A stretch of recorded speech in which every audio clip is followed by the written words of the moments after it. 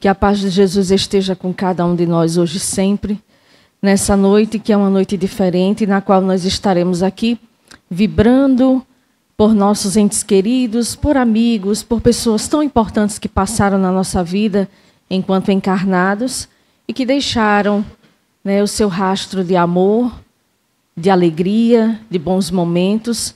E nós vamos refletir na noite de hoje com a mensagem de Joana de Ângeles, Não há Morte, que é psicografada por Divaldo Franco no livro Sementes de Vida Eterna. Sandra me deu uma missão muito difícil na noite de hoje. Em um período de 3 anos, eu tive a partida do meu irmão e da minha mãe. Então, eu estou bem próxima de vocês, né, que com certeza cada um de nós tem um ente querido no plano espiritual. Cada um de nós guarda as nossas lágrimas, a nossa imensa saudade, que é o que fica, as boas lembranças, né? E que devem prevalecer as nossas orações, a nossa alegria em tudo que eles nos deram e tudo que Deus permitiu que pudéssemos compartilhar com eles. Com certeza muitos estão aqui conosco na noite de hoje compartilhando desses momentos que vamos refletir juntos, né? Então eu peço até desculpas pela emoção, né, mas que falar sobre esse tema, por mais que sejamos espíritas, mas nós não estamos isentos das lágrimas e da imensa saudade que eles nos deixam. O contato com eles é diferente. Diferente de quando a gente sentia o abraço físico, diferente de quando a gente ouvia as vozes, diferente de quando nós ouvíamos seus passos chegando, diferente de quando nós recebíamos ligações em nosso celular, diferente de quando nós recebíamos uma mensagem pelo WhatsApp. Hoje o nosso contato é diferente. Muitas vezes eles podem até estar junto a nós e nós não percebemos, né? Mas aí a gente tem o nosso meio de comunicação, que é através da prece, e é o que nós vamos fazer na noite de hoje, todos nós juntos.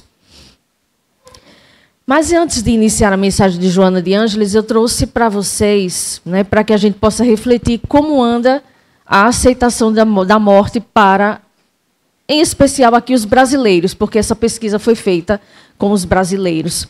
Uma pesquisa que foi realizada em 2018, mas que em 2023 nós tivemos a mesma pesquisa e os índices não mudaram muito.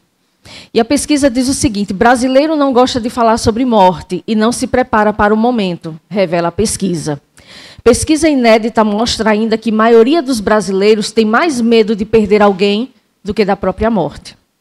Em 2023, essa pesquisa foi feita também e os índices não mudaram muita coisa.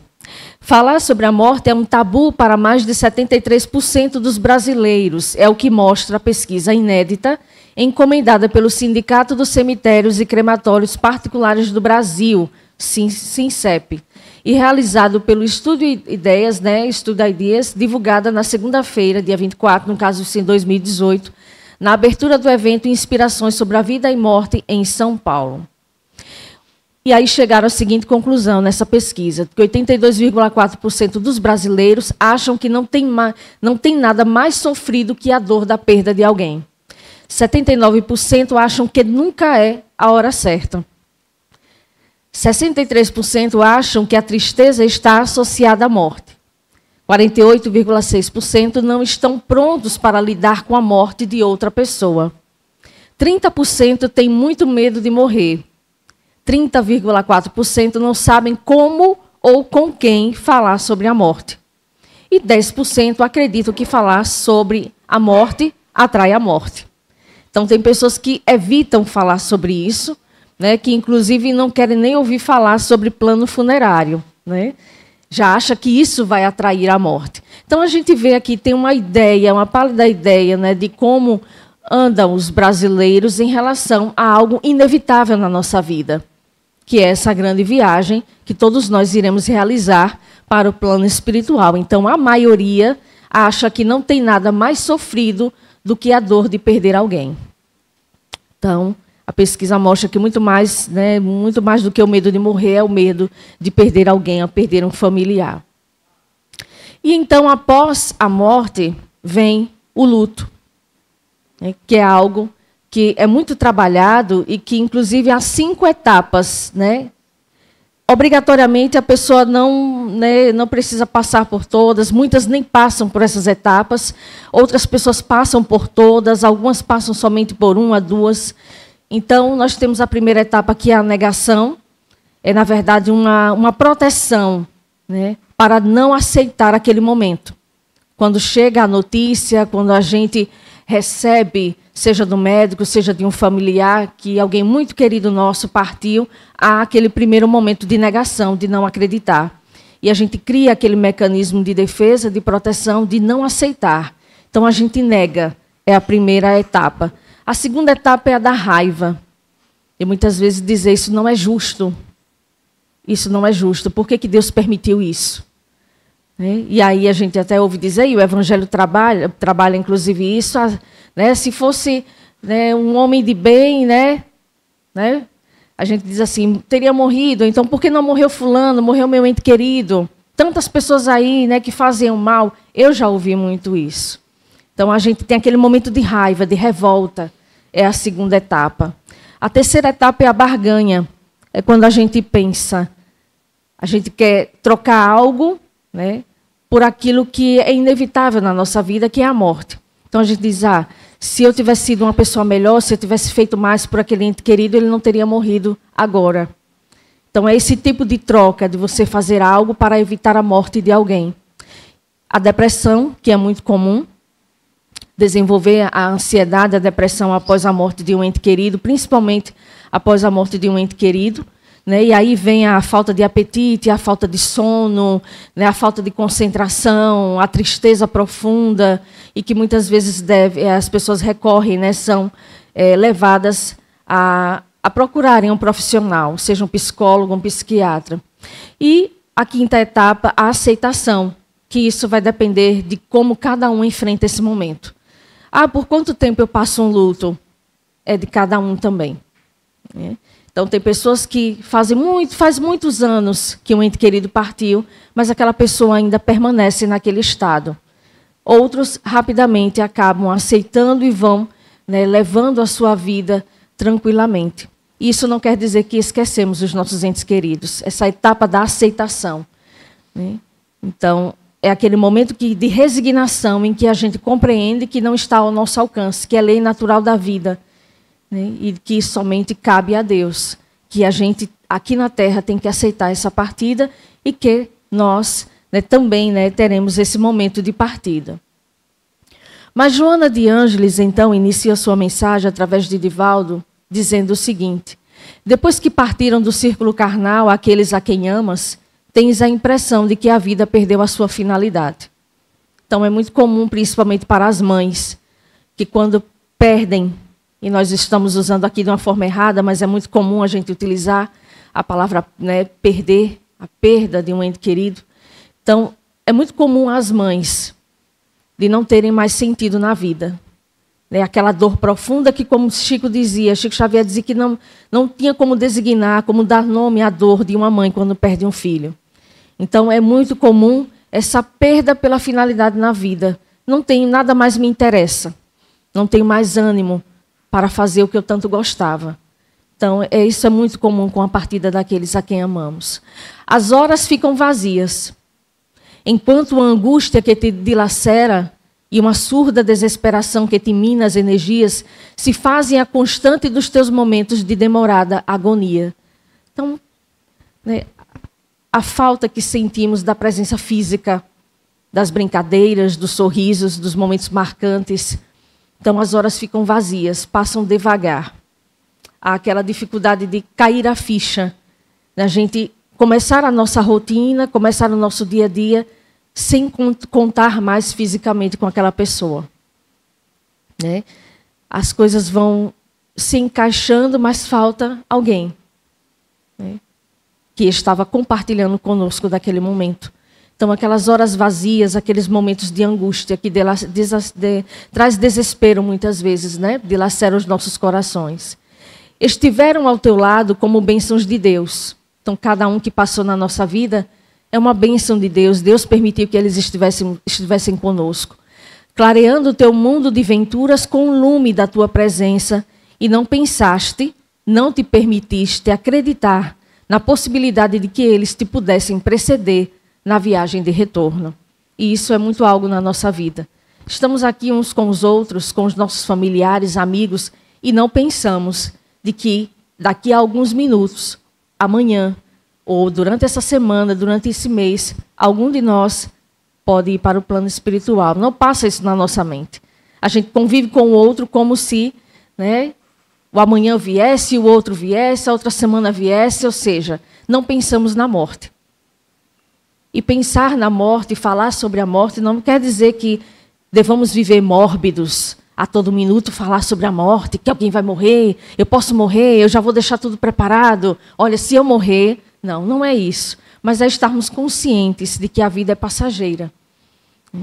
De que não tivemos a passagem, viemos, mas temos já a passagem de volta, a gente só não sabe quando. E que é algo que nos pega de forma inesperada, muitas vezes. Muitas vezes vem com a enfermidade longa que permite que a gente cuide daquele ente querido. E a gente vai se despedindo aos poucos. Mas muitas vezes a morte vem inesperadamente, de forma fulminante. E rapidamente a gente recebe a notícia e rapidamente a gente tem que se despedir daquela pessoa tão querida. Então não passa pela nossa mente a morte. A gente não pensa, né? A gente não se permite, a gente não pensa, não acredita nessa possibilidade de que a qualquer momento eles podem, né, nos preceder nessa viagem de retorno. Cessados os primeiros instantes do impacto que a realidade te impôs, então naquele momento que a gente recebe a notícia, recapitulas as horas de júbilo, então as horas de alegria, enquanto o pranto verte incessante, sem confortar-te, como se as lágrimas carregassem ácido, que te requeima desde a fonte do sentimento, à comporta dos olhos, não diminuindo a ardência da saudade. As lágrimas. Allan Kardec já havia trabalhado em um livro dos Espíritos sobre esse nosso momento, quando recebemos, né? Como nós recebemos a notícia, como nós digerimos, como nós trabalhamos as nossas emoções, os nossos sentimentos naquele momento. Se nós estamos reagindo com desespero, com questionamentos, por que, meu Deus? O que vai ser de mim agora sem esse ente querido? O que vai ser de mim agora sem essa pessoa na minha vida? Então, o desespero, a revolta, as queixas, a não aceitação. Os benfeitores esclareceram a Allan Kardec que isso, de alguma forma, afeta os nossos entes queridos no plano espiritual. Por isso que muitos deles, se a gente ler, né, existem vários livros com cartas psicografadas por Chico Xavier. E muitas dessas cartas a gente lê ali claramente os espíritos se comunicando com seus familiares através de Chico, através das cartas, e pedindo que eles dessem continuidade à vida. E Jair Presente, que é um dos espíritos, ele diz o seguinte: sejam felizes, ele diz aos pais, sejam felizes na medida que aqui também eu sou feliz. Serei feliz se vocês também forem felizes. E aí ele pede ao pai que deixe de pensar num acidente. Ele pede aos pais, à mãe e ao pai, que se desliguem, se desapeguem do quarto, das coisas dele, porque eles ficavam dentro do quarto do filho, cultuando as coisas que ele havia deixado. Tudo no mesmo lugar, como se ele fosse voltar a qualquer momento. E aí eles sofriam naquele quarto, e ele também sofria desencarnado. Então ele pedia que os pais se desapegassem, que o pai não culpasse a ninguém pelo acidente, e pediam: eu vou ser feliz na medida que vocês forem felizes. Então, as nossas emoções desregradas, desajustadas, a revolta, o desespero, isso afeta os nossos entes queridos, não as nossas lágrimas de saudade. Lembrar dos bons momentos, da comida que gostava, do perfume que usava, como a música falou, né? Como é o cheiro daí? O seu cheiro aqui eu não esqueci. Então, a gente não esquece o perfume que usava, a comida que gostava, como gostava da casa, da arrumação, do livro que gostava, a música preferida. Então, chorar nesse momento que a gente sente saudade é saudável, porque eles também nutrem saudades por nós. Eles não estão lá isentos de saudade, não. Eles também sentem. E é o que Chico dizia, né? Que essa saudade, essa dor, muitas vezes, é dos dois mundos, né? Compartilha os dois mundos. Os dois mundos sentem, os encarnados e os desencarnados. Antes da situação, o futuro se te desdobra sombrio, ameaçador, e interrogas como será possível prosseguir sem eles. O teu coração pulsa destroçado e a tua dor moral se transforma em punhalada física a revolver a lâmina que te macera em largo prazo. Então, é aquele momento, né, que a gente perde o chão e que a gente tenta imaginar o futuro sem aquela pessoa, né? A gente pensa no ontem que tivemos e pensa no amanhã. Já tenta projetar um futuro. E agora? Né? Como vou dar prosseguimento à minha caminhada com a ausência desse ente querido? É algo natural a gente projetar esse futuro, né, como será sem essa pessoa. Temes não suportar tão cruel sentimento. Conseguirás, porém, superá-lo. Muito justas, sim, as tuas saudades e sofrimentos. Não, porém, a ponto de levar-te ao desequilíbrio, à morte da esperança e à revolta. Olha o que nos diz Joana de Ângeles. Nos atentemos muito a isso. Muito justas as nossas saudades e os nossos sofrimentos. Então, eles compreendem, porque nós criamos laços. Nós criamos, alimentamos o afeto, alimentamos o amor. É natural.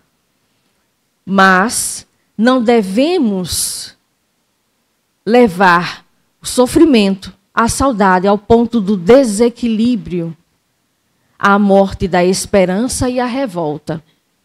No livro As 5 Faces do Perdão, que é um livro de Rossandro Klinge, ele traz 5 casos verídicos de pessoas que tiveram que trabalhar o perdão nas suas vidas. E ele mostra que o perdão é todo um processo, não é de uma hora para outra. E cada um reage de uma forma perante alguma situação que tenha que perdoar. E ele traz o caso de uma mãe que perdeu seu filho num acidente de carro. E ela então se fechou para a vida. Ela tinha outra filha, tinha o esposo, mas ela se trancou no quarto e culpava a Deus pelo acidente do filho. Ela não queria nem que ninguém falasse no nome de Deus. Não queria receber ninguém, não queria sair. E esqueceu que tinha filha, esqueceu que tinha marido. Ela só ficava se alimentando de revolta, de raiva contra Deus, porque ela culpava Deus pelo filho ter partido.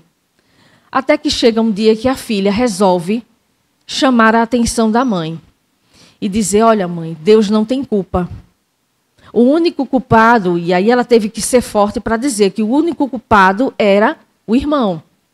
Porque ele dirigia em alta velocidade, ele dirigia embriagado, então ele não pensou nas consequências.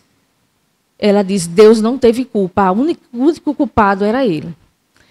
E para a mãe receber isso foi realmente um choque, mas ela diz: eu tenho que fazer isso, para que a minha mãe volte a viver, para que a minha mãe possa voltar a ter esperança, a ter ânimo na vida, porque ela havia se isolado com revolta contra Deus. Ela não perdoava Deus por isso. Então, ela, né, a filha trabalha com a mãe todas essas emoções, esses sentimentos, e para ela poder voltar à vida, reconhecer que tinha outra filha que precisava dela, reconhecer que tinha um marido que precisava dela, e reconhecer que tinha outras pessoas que dependiam dela também. Então, é isso que Joana de Ângeles quer nos alertar. Saudades, lágrimas, né, querendo aquele abraço, aquele conforto, isso é natural e é justo de Joana. Lá eles sentem, aqui também a gente sente, por que não? Mas o que não podemos é levar isso ao desespero, à revolta e ao desequilíbrio de parar a nossa vida, né, por isso, né, por algo que é inevitável na nossa caminhada evolutiva, que é a morte do corpo físico. Os seres a quem amas e que morreram não se consumiram na voragem do aniquilamento. Eles sobreviveram. A vida seria um engodo se destruísse ante o sopro desagregador da morte que passa. Então, eles vivem. Mas para nós, mesmo nós espíritas, nós não queríamos isso, né? Queríamos que eles estivessem conosco. E como nós somos egoístas às vezes, né? Mesmo o ente querido enfermo, passando por dor, por sofrimento, que fazem parte das provas, muitas vezes assumida por eles no plano espiritual, como consequência de um passado, a necessidade de um reajuste perante as leis divinas, e a gente, de forma egoísta, quer manter aquele ente querido, mesmo que à base de aparelhos, à base de medicações fortes, queremos que ele continue ali. Então, a gente tem essa dificuldade de aceitá-lo agora numa outra roupagem, numa outra dimensão, não visível aos nossos olhos. Mas eles sobrevivem. E nós estamos dentro de uma doutrina que nos consola, que nos esclarece, que nos mostra que o plano espiritual é uma realidade. A própria doutrina espírita foi trazida pelos espíritos, então é a nossa realidade. Nós somos espíritos numa experiência física, né? E que estamos aqui justamente para nos reajustarmos perante as leis divinas. No momento certo, retornaremos, né? Então, eles sobrevivem e levaram com eles o amor, né, que nutriram por nós e que nós também, né, estamos aqui nutrindo por eles. E Joana continua: a vida se manifesta, se desenvolve em infinitos matizes e incontáveis expressões. A forma se modifica e se estrutura, se agrega e se decompõe, passando de uma para outra expressão vibratória, sem que a energia que a vitaliza dependa das circunstâncias transitórias em que se exterioriza. Aqui Joana de Ângeles está falando justamente dessa mudança de roupagem, da desagregação física para dar forma a uma nova roupagem, né, uma nova expressão vibratória que é a espiritual, um espírito desencarnado. E que, quando é permitido, nos traz ali a sua prova, né, viva, traz a sua individualidade presente numa carta consoladora, né, através de uma mensagem mediúnica, né, numa reunião mediúnica, através de um recadinho, através de um médium seguro, né, de alguma casa espírita que frequentemos. Eles sempre dão um jeito quando é permitido. Por isso que Chico dizia: o telefone toca de lá para cá. Não é a nossa vontade que vai fazê-los vir até nós e dar uma comunicação através de uma carta, através de uma psicofonia, mas é com a permissão. Eles estão realmente preparados para trazerem uma notícia para nós? Nós estamos preparados para receber? Né? Estamos equilibrados? Estamos serenos? Então, tudo isso é levado em conta, né? Até ter essa oportunidade de poder trazer uma comunicação, de poder demonstrar que a vida realmente continua. Não estão, portanto, mortos, no sentido de destruídos, os que transitaram ao teu lado e se transferiram de domicílio. Prosseguem vivendo aqueles a quem amas. Então, mortos, né, muitos dizem, somos nós que estamos nessa carne. Eles estão muito mais vivos do que nós, estão livres. E nós ainda estamos com essa roupagem grosseira, sujeitos ainda às enfermidades, sujeitos às provas da vida, às expiações, às dificuldades do dia a dia. Eles estão na verdadeira roupagem, na sua verdadeira liberdade.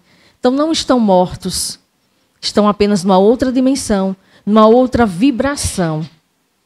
E cabe a cada um de nós estimulá-los nessa caminhada evolutiva através das nossas preces e dos nossos sentimentos equilibrados.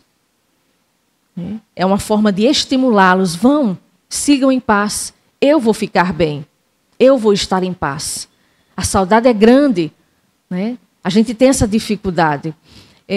Há algum tempo, uma colega nossa relatou que, se não me falha a memória, foi com a mãe dela, acho que foi Meire,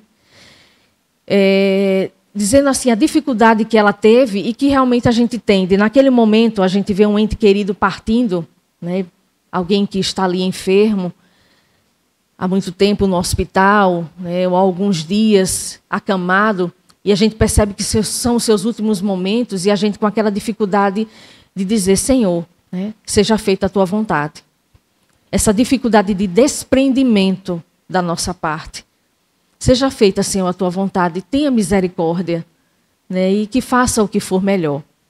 A gente sempre ora para que ele seja curado, por mais que a gente saiba que não há esperança, né, pela área médica, tudo que foi possível fizeram, mas a gente, no fundo, a gente ainda espera um sinal.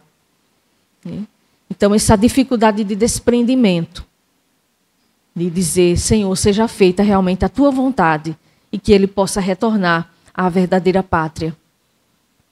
Aguarda um pouco enquanto orando, a prece te luarize a alma e os envolvas no rumo por onde seguem. Então, a nossa prece deve envolvê-los.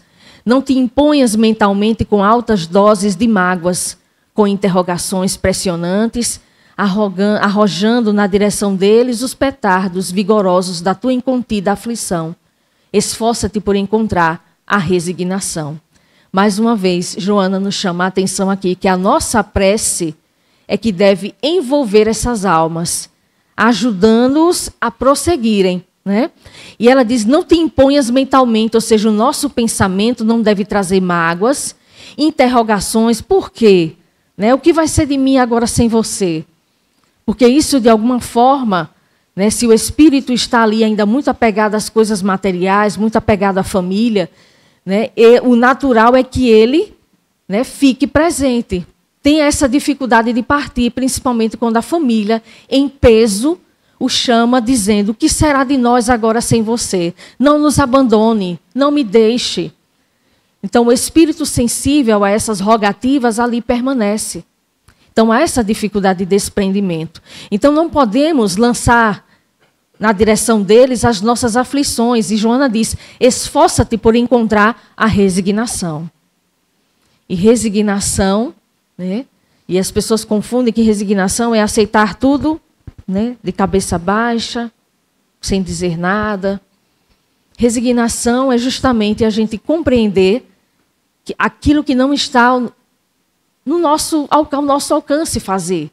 Né? Senhor, não cabe a mim, cabe somente a ti. Então, na nossa vida, diante das dificuldades, a gente faz tudo o que é possível. Vou lutar até onde der.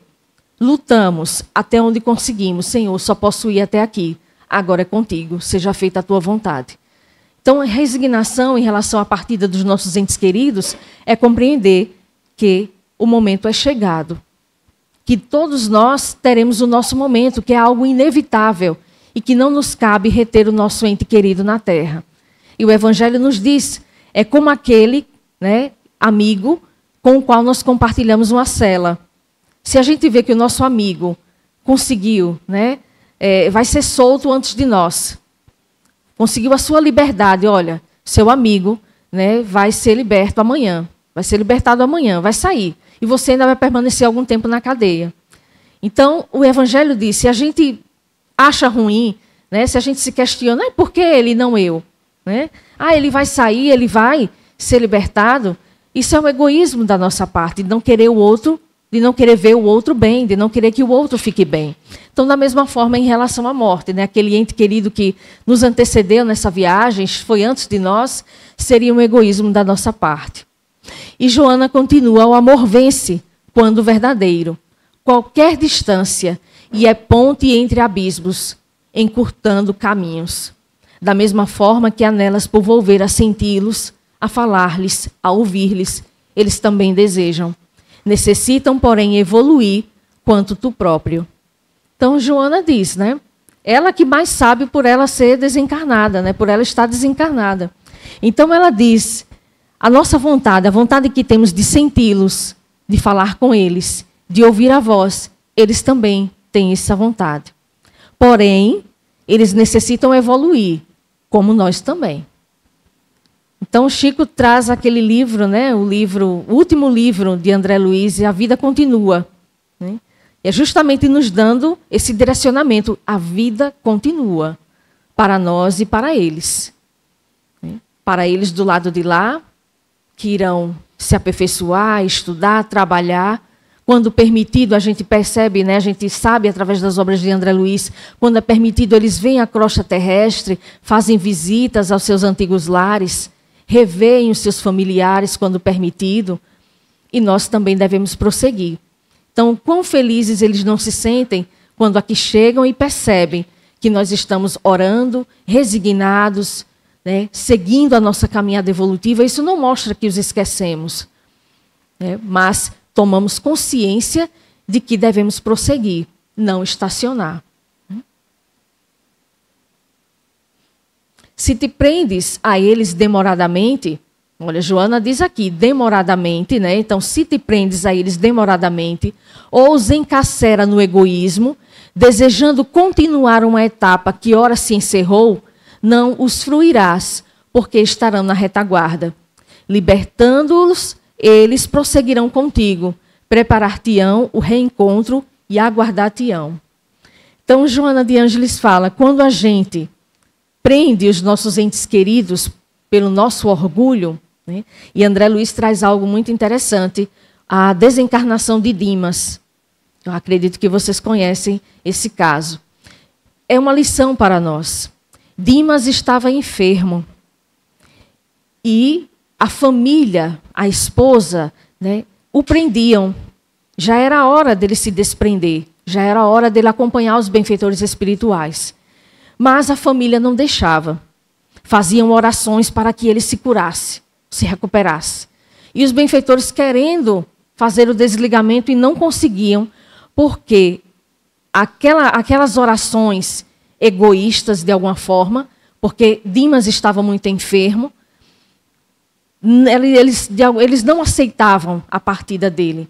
Então, não tiveram o desprendimento de dizer, Senhor, seja feita a tua vontade. Ao contrário, prenderam Dimas através de uma teia feita com vibrações, com os fluidos provenientes daquelas preces. Só que os benfeitores têm um recurso chamado a melhora da morte. Já ouviram falar da melhora da morte? Alguém que está muito enfermo, abatido, não come, pálido, que a gente diz vai morrer daqui a pouco.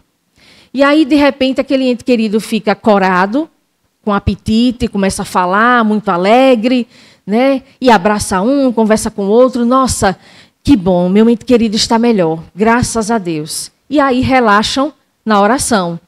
O que é que vai acontecer quando há o relaxamento na oração? Os benfeitores vão lá e fazem o desligamento. Foi o que aconteceu com Dimas. Dimas apresentou a melhora da morte, porque os benfeitores aplicaram passes, então ele ficou melhor. A família aliviou, a esposa foi dormir e naquele momento os benfeitores fizeram desligamento, né?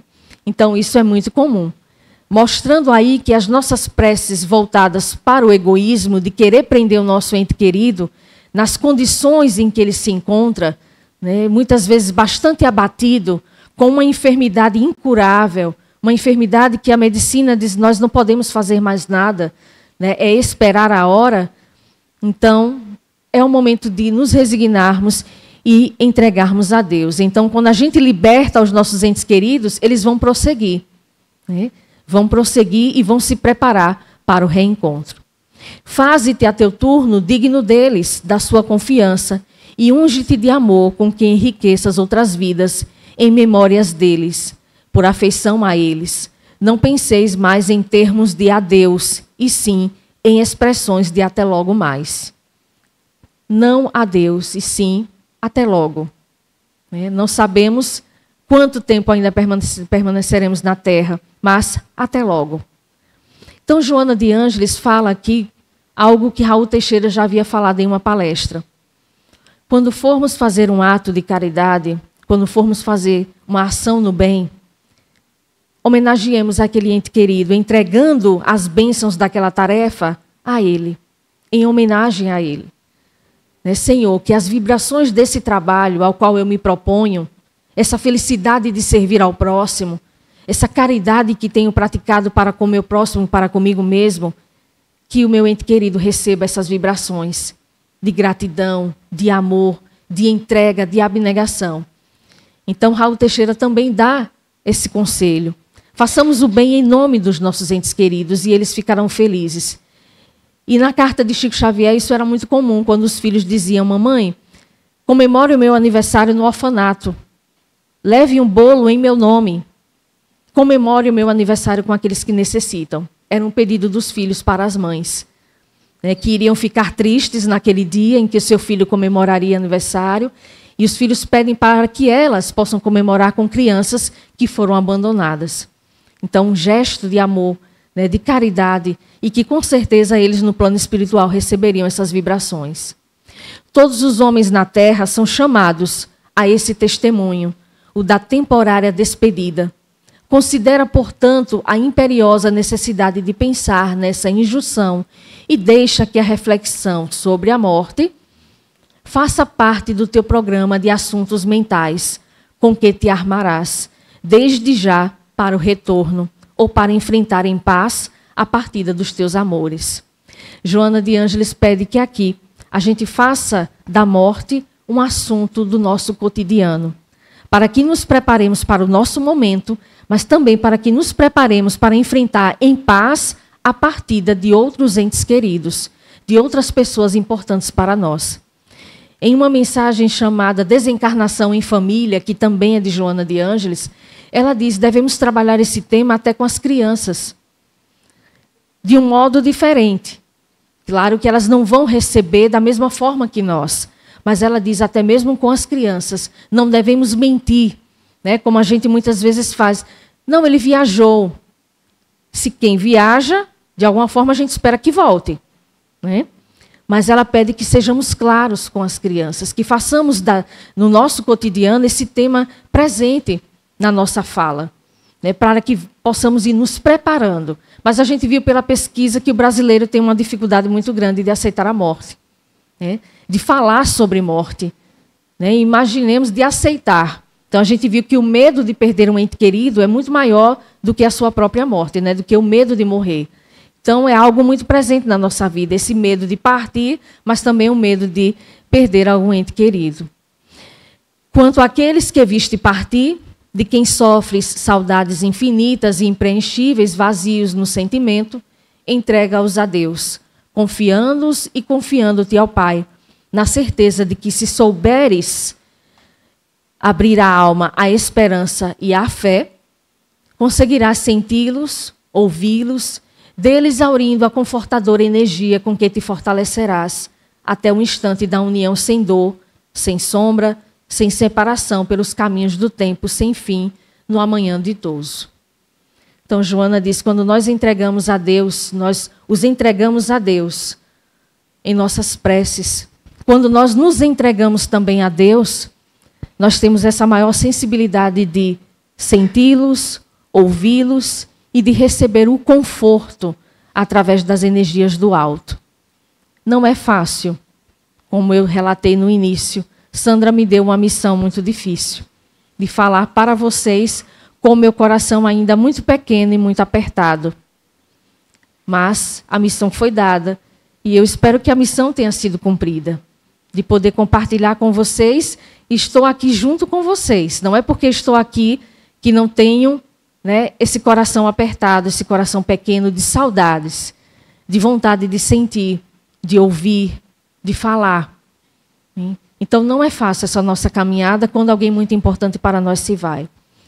Mas estamos numa doutrina que nos mostra a todo momento que eles vivem, que perderam apenas essa roupagem que ora nós estamos usando e que nós também um dia perderemos e nos reencontraremos conforme a permissão divina, para que possamos trabalhar aquilo que não conseguimos enquanto o outro estava encarnado.